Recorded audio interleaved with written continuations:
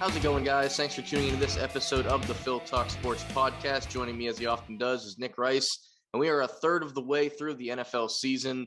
You know, last year we did quarterly updates on the NFL, and of course they just had to come in and ruin it by adding an 18th game. So we're going with thirds this year. Nick, how's it going 6 weeks into the NFL season? Very good. Imagine in the future if they ever make an 18th game because they just cannot have enough football. 19-week NFL season. How about doing quarterly reports for that? I think I'm just more bothered by the odd number. I think we've talked about this before, but like the fact that you can't go 8-8, you either go 9-8 or 8-9 or whatever the case. And like the odd number is just going to bother me. I mean, since I've been alive, football's had an even number season. And, you know, college has had, you know, the 13 if you have the conference game and all the conference championship and all that stuff. But I don't know. I'm sure by the time I finally get used to 18 games, they're just going to change it again. So there's no real point in getting used to it. Exactly. But what you can get used to is doing our regular awards. I'm really excited to let you guys know who exactly has been playing great in the NFL this year. Exactly. We're also going to do some pretenders and contenders after 6 weeks. We kind of feel like we have an idea on who we can trust moving forward. I think it usually takes around this long to figure out this sort of thing, because any shorter you'd have a team, you know, last time we spoke, like the Panthers that are 3-0, they've since kind of headed in the wrong direction. The Raiders were also 3-0, right? They're kind of floating around that same level. Got a win this past week, but 6 weeks is a good time to finally start thinking about, you know, what you make of these actual teams. But before we get to the NFL, a little bait and switch here, we are going to start with college football. That's 7 weeks into their season. I'm not going to do the math on that because, again, some play 13, some play 12, some play 11 when your games get ruined by hurricanes, and I would know everything about that. But I want to start in week 7 of the college football season. So this past weekend, I was actually out of town at a wedding, one of my best friends since high school. So I did not catch a lot of football, which was probably a good thing for me because I didn't get to see a lot of UCF Cincinnati. I know the score. I'm not going to make excuses. We are riddled by injuries. If we were a full health, would the game been a lot closer? I definitely think it would have been, but I do think Cincinnati is on a tear this year. And I want to start with the thought of at the rate Cincinnati goes, they're number 2 in the country right now, thanks to Iowa just absolutely shitting the bed to Purdue. And they're the highest rated they've ever been in school history, which is actually saying a lot when you think about how long Cincinnati's played football, how long they were in the Big East and contending for championships in that conference. But they sit at number 2 now. And I still think with the rate of their schedule, they're like 95th, I think, in the country, strength of schedule in comparison. When UCF was undefeated in 2017, they were 35th. So there's quite a difference in the strength of schedule at the time. But I do think they're going to need some help if they want to stay in one of those top 4 positions throughout the year. But right now they're number 2, and all they can do is beat the teams ahead of them. How likely do you think it is that Cincinnati actually gets in the playoffs, of, you know, assuming they go undefeated? I think if they don't go undefeated, it'll all go out the window anyway, regardless of if that's, you know, accurate or not, or fair or not. Based on if they go undefeated, what is your opinion on if they can actually make the playoffs? Well, first of all, please correct me if I'm wrong, but this year is the 4-team playoff. Then next year's the 12. I don't know when. So the 12 is, the funny thing is the 12 is not official yet. They came out with this great idea. So it's definitely for this year. And I don't know when that 12 would eventually, if it's the 12, you know, that's a totally different conversation. Sitting at 12 right now, the 12th team is, you know, Ole Miss in the rankings. So like that, we'd be having a whole different conversation. But no, this year it is 4. Okay, so first of all, I think we all can admit the Big Ten over the last couple of years has been the craziest conference in college football. I believe Ohio State 2019, 2018. Part of the reason why they either didn't make the playoff or they were a 4 seed was because they went unbeaten with like 5 ranked wins, but they lost by like 30 to an unranked team. Like I think it was Iowa or Northwestern or something like that. It was Purdue. Yep. How about those Boilermakers? What are the odds? Boiler up, boys. So honestly, this is a really tricky situation because looking at Cincinnati's schedule, they play number 21 SMU, then a bunch of unranked schools the rest of the season. So it's very difficult. It seems like every year we have this team on the bubble, and college football always figures out a way just ask questions like, well, Cincinnati wouldn't play, they wouldn't be favored and all that stuff. But personally, I think given the fashion in which they've won, I think if there's any team the last couple of years that has a chance, it would be Cincinnati, especially how crazy this year has been with Alabama losing. I would be shocked if the Crimson Tide don't make the playoff, but that just really upsets a lot of things. And, there's only so many unbeaten teams left. Yeah, there's not that many undefeated teams. You mentioned the SMU game. That's going to be big for them. There's a really good possibility that that'll be College game day. There was a lot of talk early in the year of the Cincinnati UCF game being College game day. They ended up, with UCF's injuries and on the decline a little bit right now. They went back to Georgia for the second time this year, which Cincinnati wasn't particularly happy about. But assuming SMU stays the course, we might have two undefeated teams. SMU could be within the top 20 at that point. The 21, as we talk right now, 19th in the coaches poll, actually.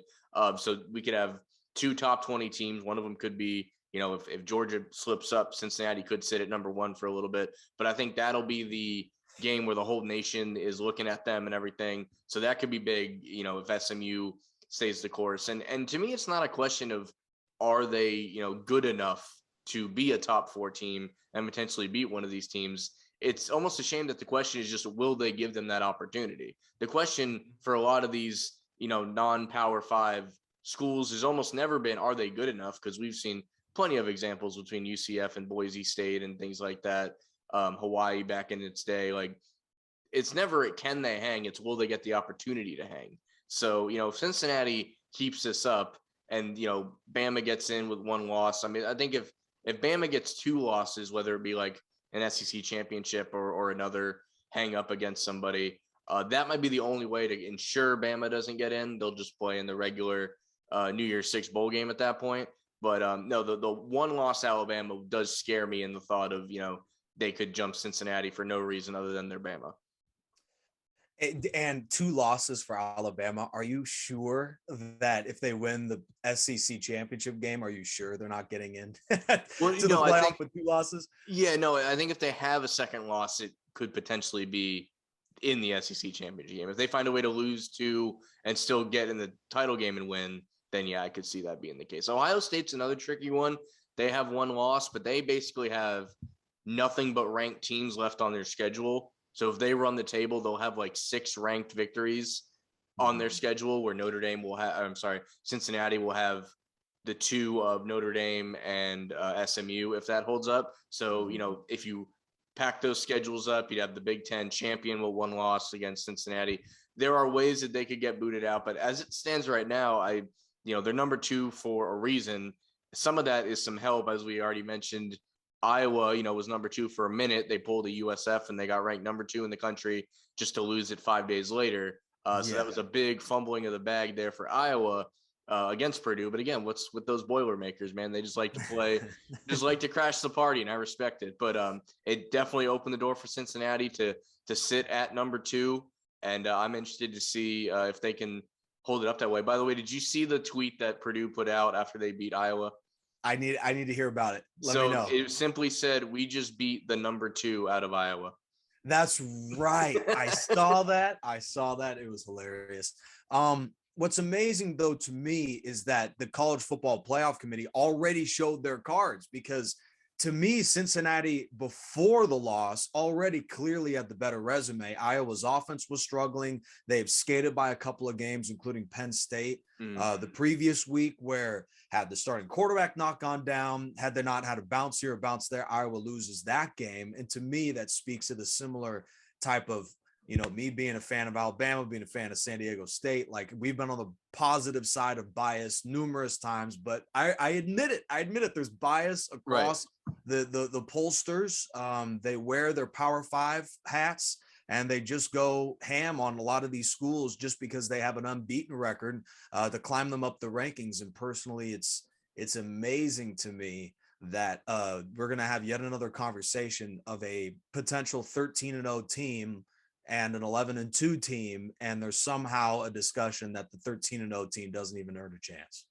Yeah, one last note on a team like Purdue. They did get rewarded for that big win by their number 25th in the polls this week. So, they're they are ranked for that. But like outside of UCF's shaky season, this has been just a fun year to watch so far, as we're 6-7 games, depending on your team, into the season. And we have so many teams that are ranked that you did not expect. You know, you have Kentucky, a team like Wake Forest, NC State's doing really well. We kind of expected Michigan State to be ranked, but I didn't see them going top 10. You know, they're 7-0. I believe you're looking at the college basketball preseason rankings. I'm not. That's a surprising thing, but yeah, I agree. It's a team like UTSA is 7-0, and they're sitting at 24. What's been the biggest surprise to you so far in the college football season? For me, I'll jump in first, give you a minute to think about it. The Wake Forest at 6-0, I never would have guessed. I mean, something like NC State, every once in a while they go on a run. SMU is pretty surprising. You know, they've been good, not great for a long time, but I got to give it to Wake Forest. I mean, I know the ACC is a lot more winnable than it has been in the past, but a lot of those teams have just kind of been all at the same skill level, which means they just, you know, there's no consistency. They win one week, lose another, because everyone's pretty much at the same skill level. So everybody hangs out around 500 because there's no consistency there. So the Demon Deacons have been my surprise. I don't know how far it goes. I mean, at this rate, we could see them in the ACC championship game. I don't know who they would play at this point. That would be amazing. Yeah. Part one is Clemson, of course. Mm-hmm. You know, Dabo Swinney, considering how much trash he's been talking the last couple of years, it's not like I'm shedding any tears for Clemson being finally getting crushed right now in the ACC. To see Wake Forest potentially get in and Clemson not, it just brings just the joy to my eyes. So when it comes to my surprise team, great question, by the way. I've got the Aztecs. They should be ranked first in the country, but unfortunately they're 21st. But on a serious note, they've already beaten 2 Pac-12 schools. And this is with a year coming in where we didn't know, I work for San Diego State. We didn't know before the start of the season, there was 2 different quarterbacks who were, one was a junior college kid and the other was a quarterback who played 2 games for Nebraska about 4 years ago.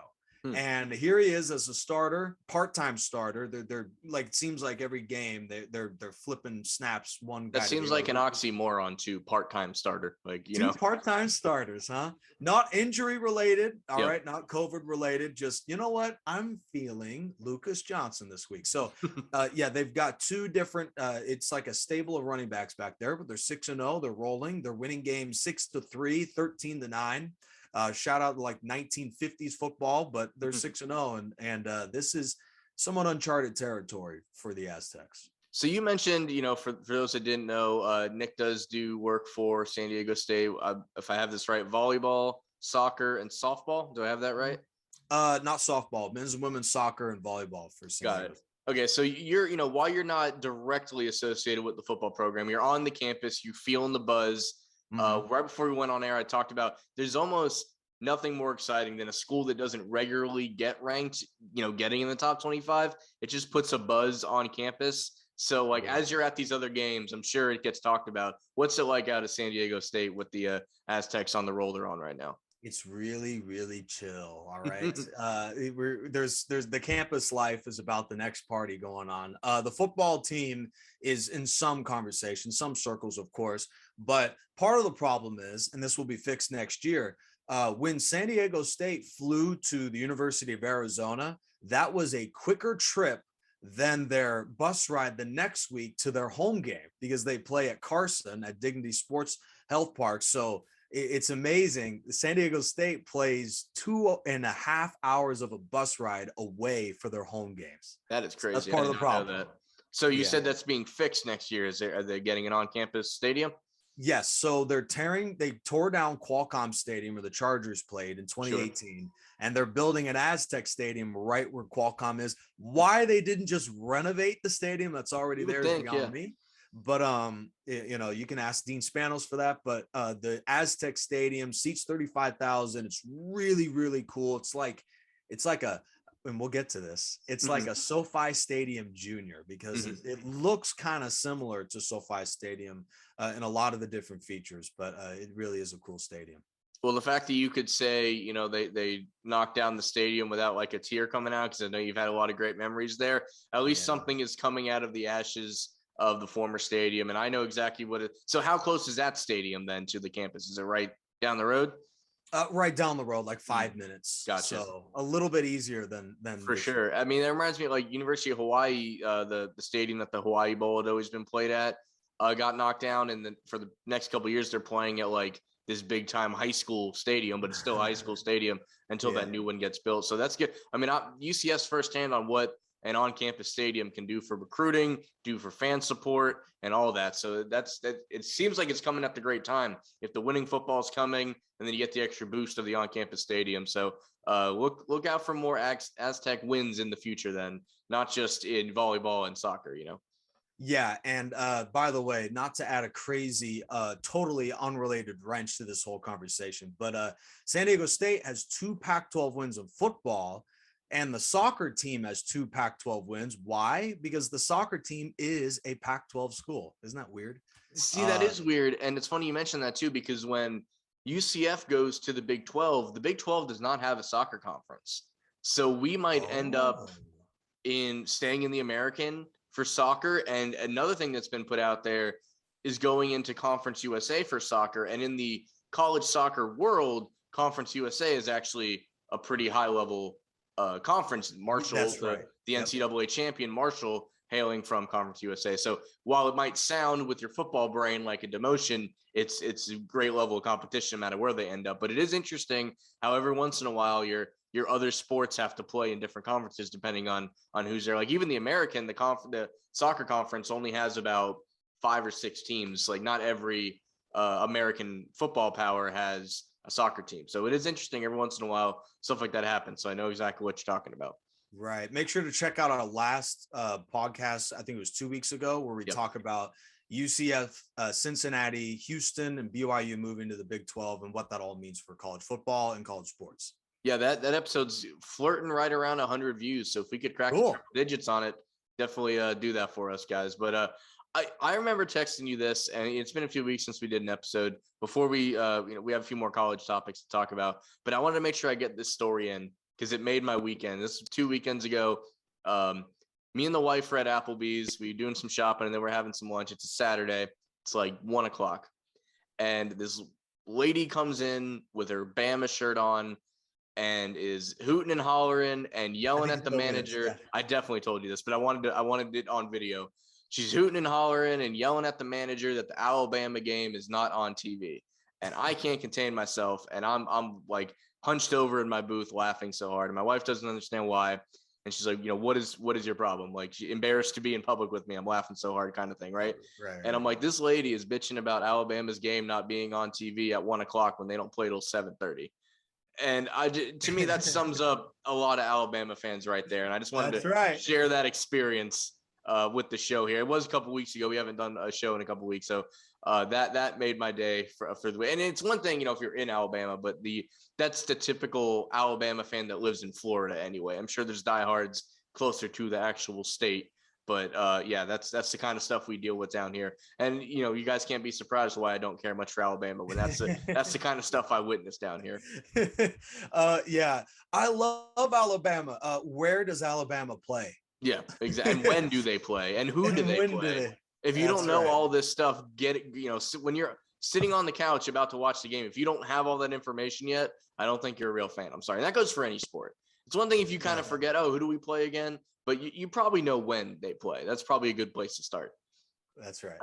Little bit of SEC news, too, to talk about. LSU made the announcement that Coach Orgeron, after upsetting the Gators actually this past week, we'll talk about them right after this, has come to an agreement that he will step down as head coach for the Tigers after this season. The Tigers, of course, had an abysmal offense throughout the year. Again, they were good enough to beat the Gators this past week. And what was, from a third party, a very exciting game, actually. I was able to catch some of that. And it's interesting. I don't know another time that I've seen it kind of put that way. We're just in mutual agreement to walk away at the end of the season, about at the halfway mark. So at first, what do you make of this whole situation? And then, where do you think they go from here? Usually when something like this happens this early into a season, it's because they already have a plan on who the next guy would be. Whether that's the case or not, I don't know. Yeah. Urban Meyer just won his first game. So who knows? Yeah, we'll get to that. um, I'm hearing rumors that Ed Orgeron said something to the LSU owner's wife. How true that is something I'm sure we'll know at some point. Hmm. His personal life for a couple years apparently has been scrutinized. But what I do know is that Joe Burrow is amazing. Javar Chase is amazing. LSU's Clyde Edwards-Helaire is amazing. They had the most ridiculous stacked roster of all time. How much do I take from them? Maybe having the greatest college football season ever.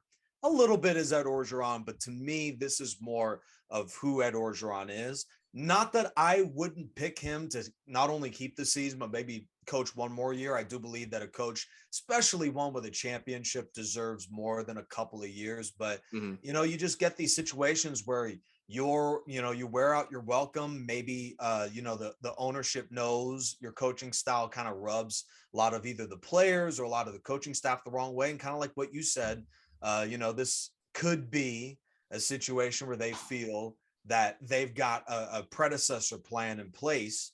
And Phil, you can talk firsthand about it, given the Eagles kind of made that choice to this last offseason. Former champion coach, and they move on from him because they just didn't like the direction. Yeah, and again, I feel like to do it, there is an interesting bit of like with USC, right? When they fired the coach they had, they didn't want to give the guy the opportunity to what if he won his last 4 games of the year, and then you got to keep him. So you get rid It's of a like, guy like that before he can and do something like that. right, real quick. It's not like USC. I mean, if you were so determined to get rid of this guy, like, what was that one extra loss to Stanford doing for you earlier this year? Like, if you were ready to fire him, why did you fire him like 2-3 games into the year? That's just amazing. Right, exactly. So again, that makes me think that they have some sort of plan in place already to either they already kind of know who they're going after. And it's always funny. It's Florida, which I'll kind of lump into the same conversation. After that loss to LSU, everybody's on the get rid of Mullen bandwagon. And it's funny, you look at a team like LSU, you look at Florida, you look at USC, and you go on these message boards and you look at all the potential hires that all these teams and programs are talking about. It's like the same 5 guys. Like they're all trying to pull from the same 4 or 5 game list. And they always throw in people like James Franklin. I'm sorry, he's not leaving Penn State to coach your dumpster fire. He's just not, and there's a couple, Lane Kiffin finally has a little bit of stability in his life at Ole Miss. Even though he dealt with the hellfire in Tennessee this week, which was something I haven't seen in the only time I've seen fans throw that much stuff on a field was at a soccer game, not at a football game. But someone like Lane Kiffin just has a little bit of stability in his life, and they think he's going to up and leave for another. If you're already an SEC coach, you're not going to leave an SEC school just to coach another SEC school. It's a lateral move, unless it's Bama, right? I mean, it's just a lateral move, in my opinion. And that was it must have been that Alabama fan on the chat room. Yeah. And Jimbo Fisher's another one. He's an SEC school, Texas A&M. They win 9 to 10 games every year in the SEC, and you think he's leaving A&M to coach LSU. Like, why? Why would he do that? That makes no sense to me. They just be number 1 Bama. So, Yeah. Oh, yeah. Yeah, I'm going to look for a better situation. So, yeah, it is crazy. And, yeah, I believe that on a lot of coaches, it kind of speaks to stability and to like a culture of a program when you keep a coach, maybe a coach that's not quite what you're looking for, but keeping a guy an extra year or two, I think really bodes well in the long run for your organization.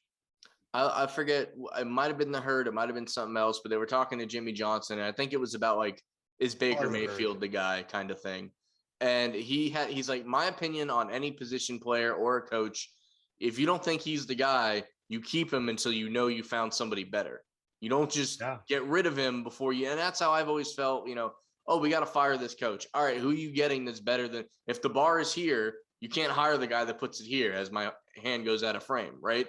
If your quarterback is here, that's your basement. You got to get a guy that's at least better than you're getting, or you're just changing for the sake of changing. So that's – when all these moves get made, I think, these programs need to keep stuff like that in mind. You don't change for the sake of change. Okay, maybe I'm not having a pulse on the LSU organization, but how is this possibly going to help them recruit better? How is this going to help the players play harder for the rest of the season? It doesn't make any sense. The next 6 weeks, I don't know our coach. Our coach is literally he elected to leave mutually. Just doesn't make any sense. If you're going to let him go, if you have to let him go because his off the field behavior is that bad, just fire him. Doesn't make any sense. No, it doesn't make any sense to do it in the middle of the season. I don't know. Maybe, I mean, it seems that they're doing it in some form of, like, if I'm an LSU fan and Coach O's gone now, like, my opinion of him should be overall positive as a coach. Apparently, there's other things about it, just as a human that need to be looked into, I guess. But it's like, hey, he coached here for 4 years, 5 years, whatever it's been. And we won a national title in that. It's like you said, the comparison. I got no ill will towards Doug Peterson. Did it work long term? No, I guess not. But we won a title with him, so that's all I need to know. So to me, yeah, it's a very similar thing. I wouldn't leave it as a coach perspective. If I'm an LSU fan, I'm going to have relatively positive things to say about him. Before we transition to the NFL, we got any more college stuff here we want to bring up? I was just going to say, speaking of Colin Cowherd, he makes about one divorce reference per show.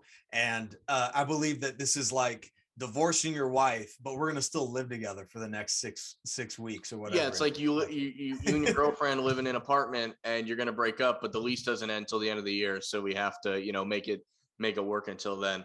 But, I don't watch The Herd as much as I used to, but you can play a bingo card of he has to mention that he was divorced. He has to mention that he lived in the Pacific Northwest. That's and he has right. to mention that his first major sports job was in Tampa, Florida. You'll get those three things every single year. Yeah, a couple of other ones, but yeah, those are the main three. Are dying of alcohol poisoning. Definitely. Cool. All right, we're gonna take a quick break here, and then we'll jump into the NFL 6 weeks in. So stick around.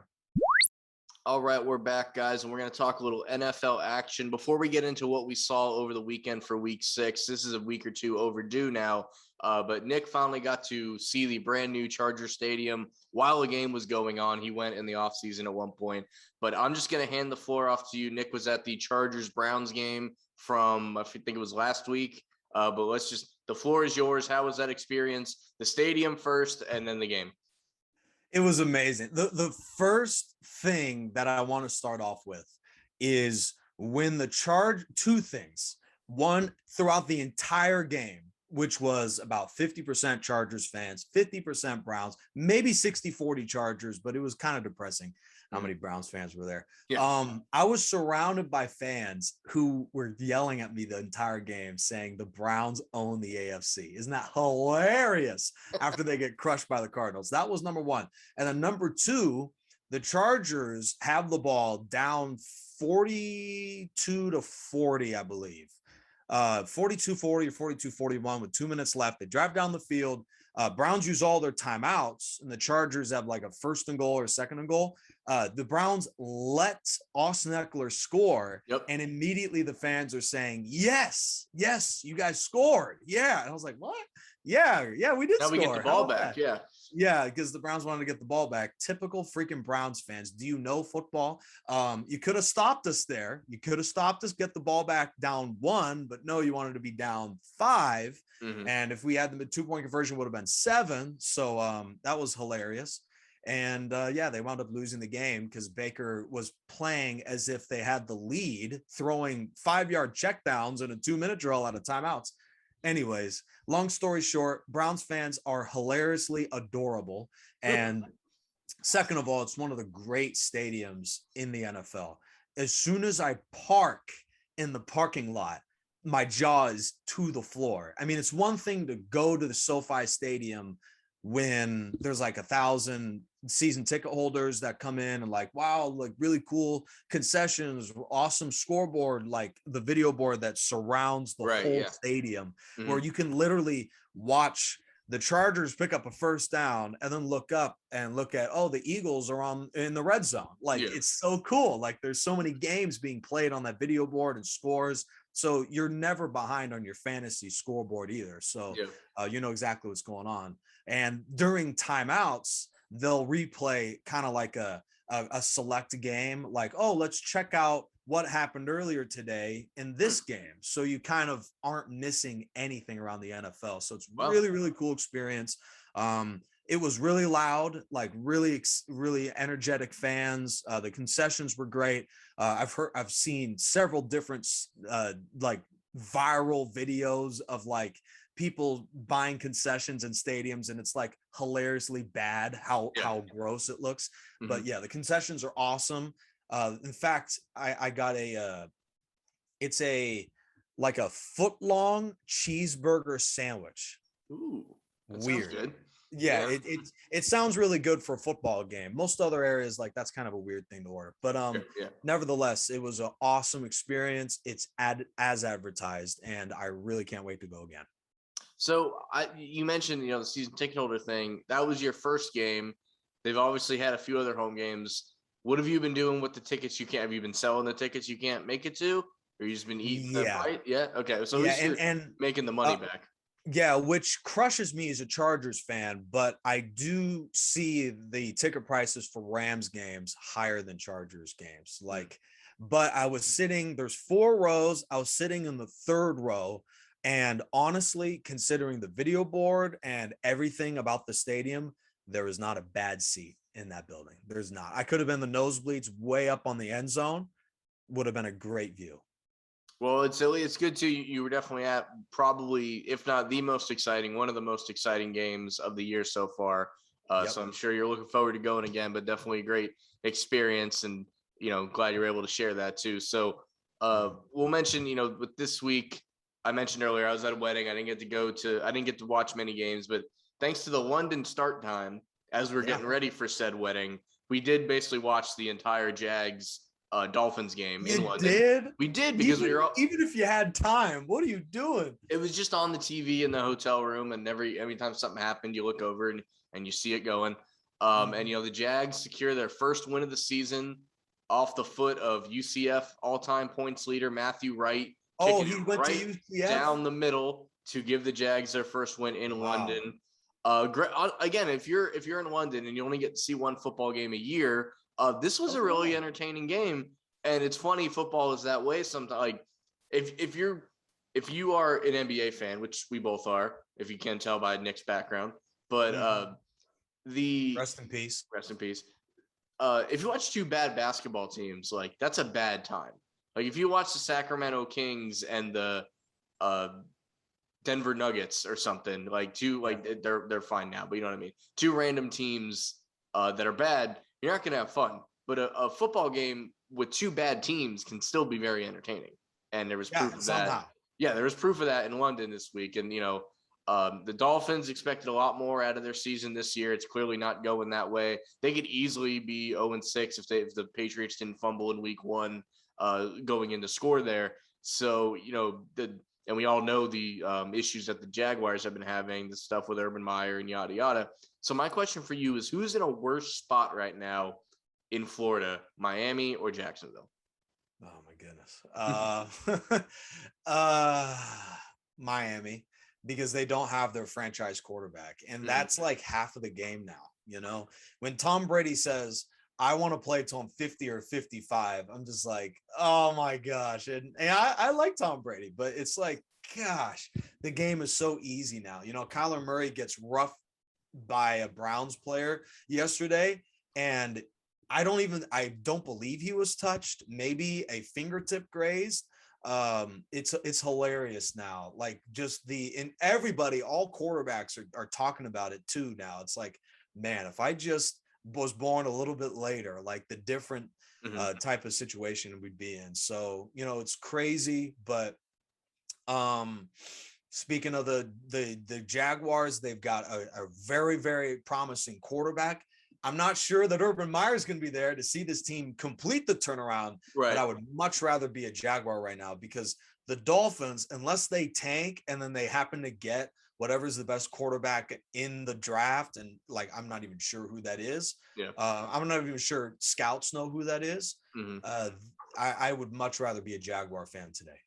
That was the next question. You kind of alluded to it already. Like, if the Jags lose this game, I think there was a chance that Urban gets left in London, which he already has a habit of not flying home with the team. So it wouldn't have been that. That's right. Did I say that out loud? But no, I agree. I don't know that Urban is there for the rebuild, but like they could have fired this guy already if that was the plan.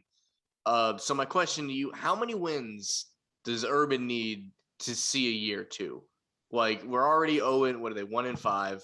I think you got to win from here on out. You got to win 4 to 6 more games. And I mean, 6 is the high end because that's the most they would win. I'd have to look at their schedule. I don't know where those wins are going to come from, but I think you got to at least win 5. I think you got to at least win 5. You got to win 4 more games. I mean, they got Seattle next, which they luck out a little bit because Russell Wilson won't be there. You got the Bills, that's tough. The Colts and Niners and Falcons. So there's might be a win or 2 in that 3-game stretch. Then you get the Rams, the Titans. The Texans aren't that great, but that didn't stop them from losing to them to start the year. You got the Jets, Patriots, and Colts. So, like, there's some wins to be had if you really right the ship. But I think it's got at least you got to have 5 wins at least to even consider bringing him back. Part of me is just shocked that he's still there in the first place. Like for all the trouble and distractions that he's caused, I'm surprised he's already coached 2 football games since that's happened.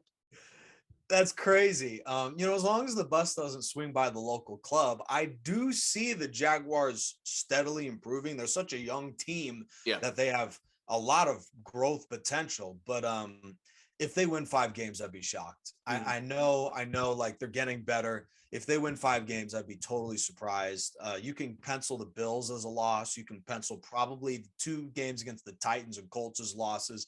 That's already 10. Like I said, the Houston game, maybe. I saw they play the Jets. They're going to play Seattle with no Russell Wilson. Like, potentially, like, again, 5. It's probably more like 4. But, like, I think he needs 5 or more to keep the job. But Trevor Lawrence is it. Before the start of the season, I said that Trevor Lawrence will be the best quarterback in 5 years. I think I said Mac Jones would be second, and I'm confident that those rankings are going to stand the test of time. Maybe Trey Lance ends up taking that spot, but yeah, Trevor Lawrence is the truth. Like Joe Burrow was for last year. It's like these scouts are getting it now. The first overall pick almost every year, if it's a quarterback, it's like there's a reason why he's picked number 1 overall, because scouts are spending millions of hours scouring over film. They saw Trevor Lawrence. They knew years ago, like this guy is legit. Now there was talks like maybe he's going to lose interest like an Andrew Luck after 5, 6, 7 years. That's something to think about, but he is a franchise guy. I would much, much rather be a Jaguars fan today. I remember I was a Chargers, I'm a Chargers fan through and through. I remember about 6, 7 years ago, we were like the Dolphins, where we had a lot of talent, but, we just couldn't trust the quarterback. Now I'd take Phillip Rivers over Tua any day, but it just is such a rough life to live in the NFL when you do not have your quarterback. It's true. And I do think that is the difference. And whether it's Urban Meyer or not, I think this team could be, again, 6 games into Urban Meyer's coaching career, he's not dazzling you with the X's and O's. And granted, maybe it's because it is his first year and there's a lot of young guys or whatever. But for him to keep his job, he's going to have to outcoach. I think he outcoached Brian Flores in this particular game, which is obviously not good news for him or Miami. But we need games that you feel like Urban was the difference maker. I think will be the difference maker on if he keeps his job or not. Because if it's just, we're winning 4 or 5 guys because we have Trevor Lawrence, but anybody could win 4 or 5 games with Trevor Lawrence. What's the point of keeping this distraction around at that point? So I think it does come down to that. And I agree with you because of the quarterback right now. When the running back room is fully healthy, they'll have I take their running back room over Miami's. The receiving core, I might give the edge to Miami, but if probably you're using that as you're using that as a measuring stick, and then a quarterback, like you said, it's Trevor Lawrence over Tua for sure. So I mean, I don't know what more to expect of the Jags, but hey, they're not going to go 0-17. They're not going to break the Bucs record to either for most consecutive losses, which was a conversation that was stirring down here because I think it was 26 losses in a row is the Bucs record. So they were at 20. So they were getting close. So we're good for them that it didn't happen. Remember, start of last year, Twitter said not satisfied with 1-0, and they lost 20 straight games since. That is hilarious. It sounds like a Browns fan took control of the Jaguars Twitter page. Speaking of Tampa, back in 02, they won the Super Bowl with a very, very mediocre quarterback. Based on the way today is played and the quarterback rules, I'm convinced that you can't do that in the NFL anymore. You cannot win big if you don't have a great quarterback. Like, there's no way anymore, in my opinion. Like, even if you have your pick of the best 11 NFL defensive players on your team and decent offensive players, if your quarterback is Brad Johnson back then, but if your quarterback is Tua today, I'm convinced there's just no way because of the way the game is played. All right, two things. One, I do agree that today, like, your level of quarterback matters more now than it ever did. But number two is you put some respect on Brad Johnson's name. All right, not everybody can put up with John Gruden championship. That's a great point. That's a great point. And by the way, before we move on with the Dolphins, shout out Mike Gesicki, former Penn State Nittany Lion. That guy is really emerging into a great tight end. He really is. And if you have him in fantasy too, you're really noticing how he's easily in the top. I say he's a top 5 fantasy tight end now these days. Mark Andrews too basically won me a game last week he had 50 points because he had like 10 receptions. 50. He had 10 receptions, like 118 yards and a touchdown. So, and I won a game by 2 points because he gave me 50. So it's a game I had no business winning. So let's go from the basement of the NFL to what is currently at the top. The Arizona Cardinals sit alone as the only undefeated team left in the league at 6-0. And they're clearly, you mentioned the Jags not being satisfied with 1-0 last year. The Cardinals not satisfied at 6-0 because they are still trying to get better as they complete the deal with the Eagles to bring in a Super Bowl champion, Super Bowl hero tight end, right, who did not play this week because the Eagles played on Thursday, and you're not allowed to play 2 games in 1 week. So he was just on the sideline. We'll see more of him, and just in case anyone cared, as an Eagles fan, I wish him nothing but the best. He's done nothing but show pride in Philly, and the banner behind me wouldn't be there without him. He had the game of his life in the Super Bowl too. So like, if he's 9-10 years into the NFL, tight ends get banged up. He's probably only got 3 or 4. He's probably got another contract in him, and he deserves to play for a winner. So I'm excited to see that. And in that trade, we did get former UCF Knight cornerback Tay Gowan. So I'm excited to see him go from the black and gold to the midnight green. So, so all in for Zach Ertz. Hope he has a great finish his career on a strong note with the Arizona Cardinals.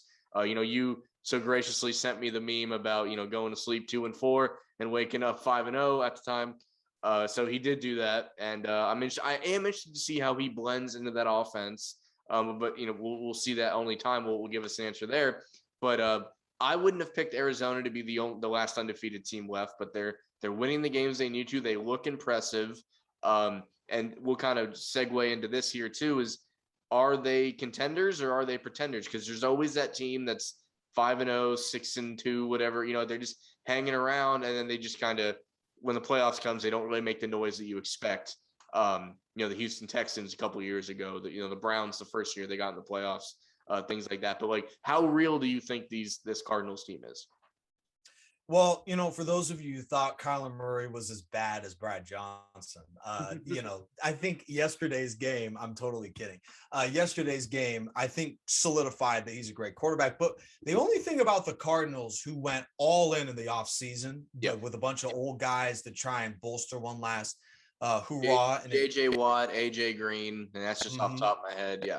Right. And it brings a tear to my eye that Larry Fitzgerald is not like, finally, he's like, I'm done. I've given this team everything. And he's watching this team maybe off to their best start, better than any start he was with the Cardinals. Well, if they make the Super Bowl, they're going to have to do that thing where they sign him as this like obscure coach, because teams do that all the time. I'm trying to remember who it was for the Eagles.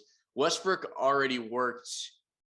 Brian Dawkins was already on the staff doing something. So maybe it was Westbrook, but like, we signed up a bunch of these like, older players that had a lot to do with our team in these like BS coaching roles, or like not analysts, but like the quality control coaches and shit like that. That's right. Yeah. So like if it works out for the Cardinals, they definitely need to do that for Larry Fitzgerald. Yeah, Harry Fitzgerald joins the coaching staff for the playoffs. So I'd love to see Fitzgerald actually signed like Yes. day of the Super Bowl, and he's alongside D Hop, like couple catches, touchdown. Yeah. It's just a dream of mine. But He can Cardinals, do it. Like physically, he doesn't get hit a lot. He's smart that way. So like, oh yeah, as the fourth receiving option on this team, like get it done, do the right thing. yeah. And it's just amazing. This guy is the smartest, probably wide receiver of all time. Like during 2-minute drills, he'll be carrying players who are down, like, and he'll be moving the ball. He won't give it to the ref. He knows exactly where to spot on the field. He's calling plays like a quarterback. It's just, this guy's amazing. So the Cardinals baffle me though, because Cliff Kingsbury to me was not a very good coach coming into the NFL. He had a losing record with Texas Tech as a head coach there. He comes in, and Arizona has one of the biggest face plants in the NFL, from I think 6-1 to 8-8. So they really fell apart after that crazy finish against, I believe, the Bills last year. Yeah, the Hail Mary against the Bills, and then their season just went off a cliff right after that. So do I believe that that this is a legit 6-0? I want to say that yes, this is the team that they should have been last year, but with more surrounding cast. But I still have the jury out on this club right now. I know they just crushed the Browns. Their resume looks as great as any, but this is not one of those teams right now, in my opinion, that I can fully trust. Like, yes, they're going to be there in the end. I want to say so. Not sure yet. Yeah, I mean, like you said, they've been here before. They started 6-1 and go in 8-8. So it's hard to put them in one category. At the moment, I have to call them contenders until we see the decline. The other contenders that I want to, the Bucks are still, they have some stuff to figure out, but they're winning while they do it. And anytime you can win while straightening out, whether it be the offense, their running game is almost non-existent, is really what it's coming down to. They were able to run the ball in the Eagles, but everybody's doing that. Yeah. And so they have stuff to figure out, but I still put them in there. The Rams, I'm not ready to give up on yet, obviously, because they're 5-1. But I think that roster is just too talented. They finally have a quarterback that can lead them in the right direction. The Cowboys are finally playing like the roster that they have, and in the past couple of years, when the Eagles have been underachieving and the Cowboys have been underachieving, and I've said it many times on the show, I'd rather have the Eagles problem, because the Eagles problem was lack of talent. The Cowboys had the talent, and their problem was lack of execution. It's easier to go 6-10 when your receivers are practice squad guys. When you go 6-10 and you have Dez Bryant at the time and CeeDee Lamb and Amari Cooper and Zeke, that's a bigger problem to me. So they're finally playing like the talent that they have. It is the Cowboys, so they do find ways to screw this up. So at the moment, I'd have them just outside of the contenders, but I look at the Bucks and I look at the Rams, and then the AFC, the Chiefs will probably eventually turn it around at least a little bit. The Chargers are still looking hot, and then I still have the Bills very high up there as another contender for me. Man, I agree with you 100%. Speaking of practice squad wide receivers, another huge drop by Nelson Aguilar for the Patriots in that drive to win the game, right in the freaking hands. Yeah. Anyways, I don't want to bring up too many nightmares for you. I was just, my goodness. Come on. That's a high school catch. Anyways, I agree with you 100%. Except maybe the Chiefs. This is a concerning 3-3 for me. I want to say that they're contenders, but they're another team where I really need to see more. The Rams are legit, especially the way Jared Goff is playing with the Lions. It's like, he was holding this team back. Absolutely. So I believe that LA is going to be right there in the end. Seattle's a little worse than I thought. San Francisco was who I thought they were. I think the 1 year where they made the Super Bowl fooled everybody.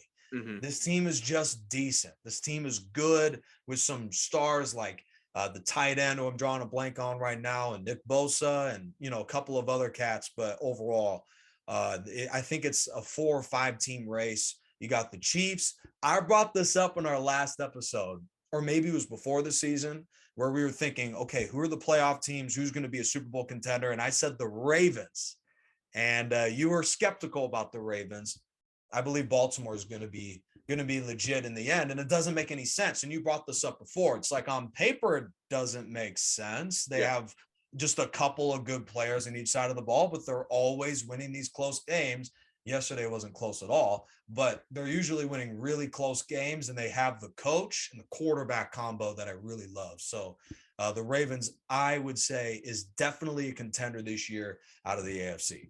We mentioned, the game you were at, the Chargers Browns, being the most exciting game of the year. The Ravens are doing that, other than last week, on a weekly basis. Like their opener against the Raiders was a classic, and then they had the Chiefs game and everything. And when I say I'm not giving up on the Chiefs, what I mean is, like, even at 3-3, they're making the playoffs. I still have no reason to believe not. Here. And then once they're in, they're in. So you see what happens from there. So I'm not ready to give up on them yet.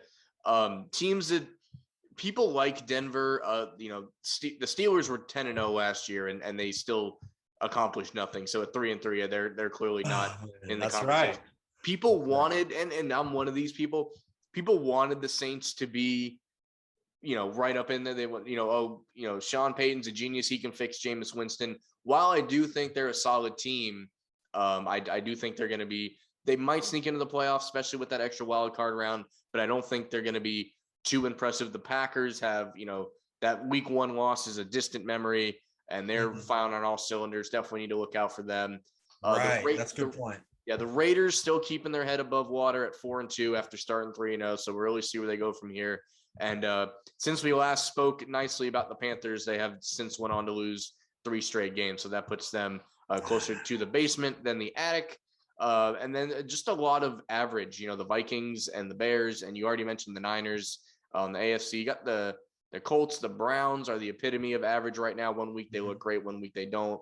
Then you have, the Texans and the Jets. And really the only other question is with the Lions at 0-6, the only team in the NFL without a win, even though they could easily be like 3-3 because they've lost 3 games on game-winning field goals, including obviously the one we talked about last time, the Justin Tucker game winner for the new NFL record of field goals at 66 yards. So look at their schedule real quick. I'm wondering where their win comes from.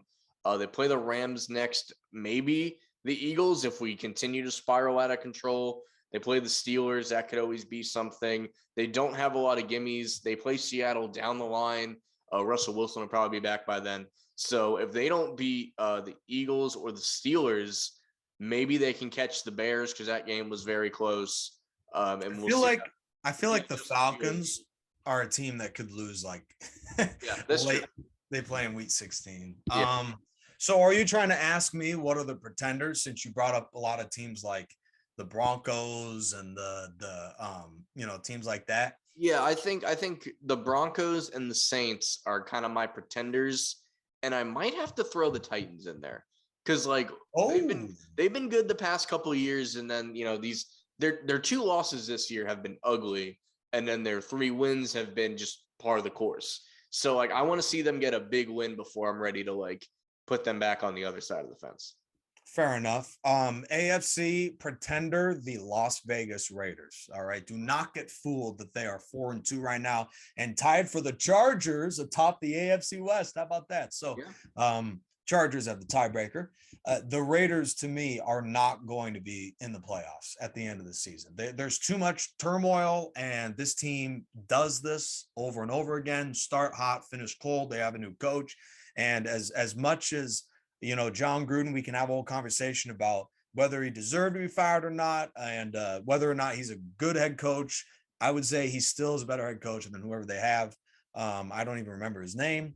And then in the NFC, I'm with you all the way with the Saints. I don't know if anyone actually sees them now as a contender, but we're here to tell you. Not now, but after week 1, everybody's like, yeah, Sean Payton's got, Jameis Winston, because Jameis Winston is the epitome of untapped talent, because that guy can make throws that, Brett Favre's still on the field. Some of his deep boat throws are just incredible. But overall, they're an incomplete team. They're still trying to horseshoe, what's his name? The gadget quarterback, and Taysom Hill. They're still trying to shoehorn him in there to, all momentum stopping and everything. And the Saints are not, they might have a winning record. They might sneak in a playoff, but I don't think they're doing much else than that. They lost a lot of players because they maximize their cap to try and get Drew Brees a Super Bowl. So, Yep. I don't think any owner or coach could pull this team to where they were before. Mhm. And Michael Thomas too. I haven't heard, is he back or is he not? I've not heard a single thing. When fantasy football started, I actually picked him. I think we talked about this. That's I picked right. him up with my last pick, thinking he's either gonna eventually come back or force a trade and go be productive to somebody else. And neither has happened. So yeah, still Did you release him, or are you still hanging on? I think I finally got rid of him, because if there's any whisper of anything happened, then I'll just go and scoop him up again. But it was a wasted roster spot for the first 3-4 weeks of the season. So that's right. So we're a third of the way through the season. Do we want to go through some best players of the year? Sure. Yeah, that's a good way to wrap it up. I think I'll just throw out there. Surprisingly, I don't know that he's the best player, but Antonio Brown with the Bucs has just been sucking up my fantasy team all the production of what I expected the wide receivers like Chris Godwin and Mike Evans to have. He's a shocking one for me. I got to put him up there. Matthew Stafford's having a fantastic season with his first year with the Rams. You mentioned Lamar Jackson, and I also got to throw Josh Allen in there. Just a lot of quarterbacks doing a lot of great things. I don't know who you'd consider the best running back of the year. This has definitely been Derrick Henry. I mean, yes, I guess we're just so used to seeing him right. at this level. Nick Chubb too. Nick Chubb, Derrick Henry. And I'm drawing a blank on who the third guy is in the NFL rushing leaderboard, but those are the two that I think about. But yeah, Derrick Henry, I believe I didn't draft him on a fantasy because I was like, there's no way he can run for 2,000 yards. If he keeps this rushing pace as of last week, I actually didn't see how much he ran for this week, but if he keeps the pace he was on as of last week, he will eclipse the all-time rushing record. Given there's an extra game, so he's not going to eclipse the rushing average record, but he would eclipse it by like 6 yards or something like that if he keeps this pace going. So shout out Derrick Henry, man. He's still going strong. Yep. And then on defense, I got Trayvon Diggs. Not that he didn't get burned for a touchdown last week, but I mean, he has 7 picks. That's insane. 7 picks through 7 games. Yeah, that's some NCAA 14 road to glory numbers, right there. Right. So who do you find disappointing so far through these 6 games? And keep in mind, that's got to be somebody that you thought was going to play well and then didn't play well. Not a guy that you like.